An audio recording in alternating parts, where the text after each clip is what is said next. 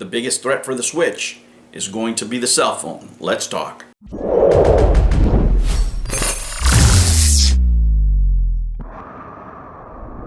Hello humans, and welcome to another episode of Gen X Gamer. Guys, something happened to me that has never happened before. I handed a kid a Switch and they were not impressed. I even got hurt a little bit. I was like, ooh. You know, I gave one of my nephews a Switch to play with, right? I gave him Mario Kart 8. You know, it was a popular game, right? Something that most people enjoy. And he wasn't impressed. Let's just say that. Now, my nephew is young, and a couple other ones are 7 to 10, right? Age range. And there was two things about it. Number one, I saw that they weren't impressed with the controls. They were like, buttons? You know, it reminded me of, remember Back to the Future when Marty's trying to show him play arcade games?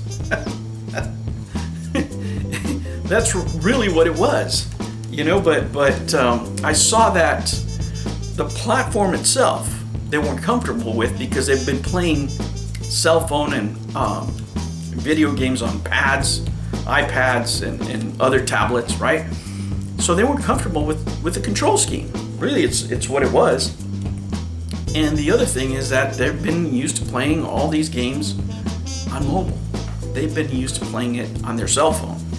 You know, the reaction that I used to typically get with the Switch, I got with the Backbone. When they saw the Backbone, they were like, wait, what? Controls? They were more interested in that than they were on the Switch. Now, full disclosure, I am a Nintendo stockholder, right? That's why I put the disclaimer there. But this is more business analysis, right?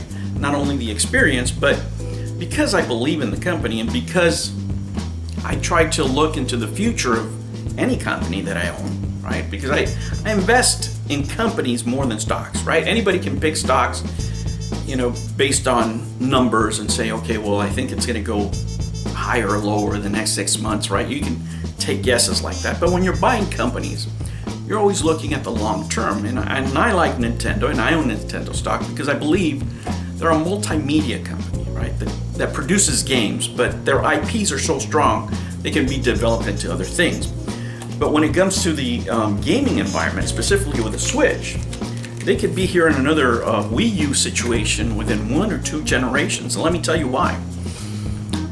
Nintendo is a solid company because they really, really try to work on quality as much as they can, right? When it comes to quality, you know, they're up there the past 30 years, right? And because of that, because they have high standards of quality, that means that they will delay games like Metroid Prime 4, for example. But that also means that they will act slower in many cases until they have a technology that has been proven and they feel is safe for the public and for themselves, so on and so forth. But in this rapid moving market, you can't misstep, specifically on the gaming side of things when it comes to mobile, because that is the future. Whether I like it or not, whether you like it or not, that is where the future is going, right? It doesn't matter what we say. You look at all these people talking about, for example, Diablo Immortal, and how, you know, on mobile it was a scam, this and that and the other. Look at all the money they're making. Somebody is obviously lying, right? When it comes to Fortnite, I spend money to give to my grandkids, right? To family members as gifts because that's what they request. So clearly that business model is going to move forward.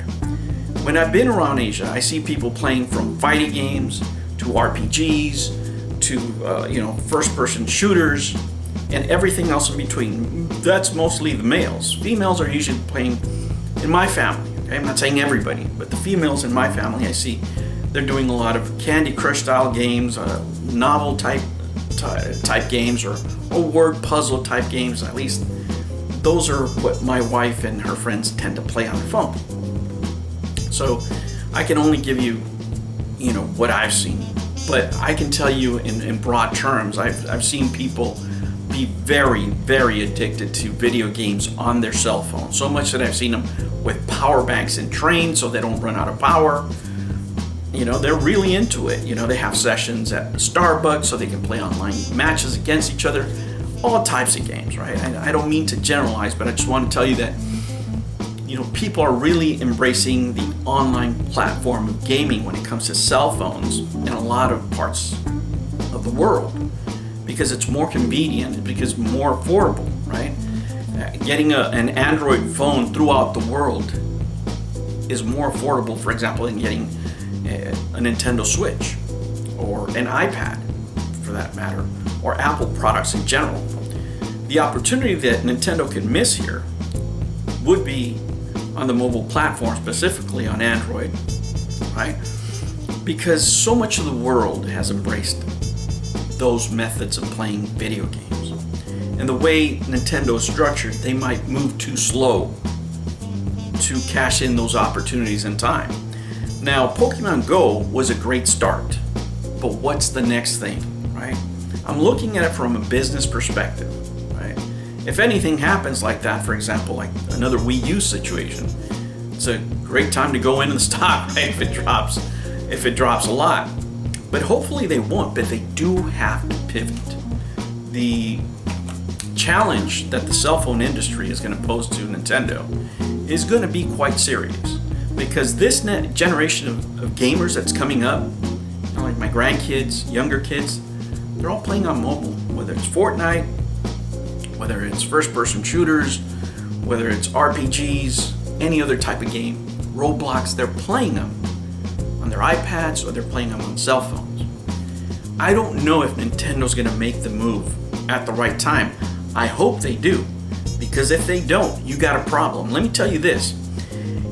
Any person working in the video game industry, whether it's in hardware or specifically software, they will tell you that the major markets for hardware are the United States and Japan.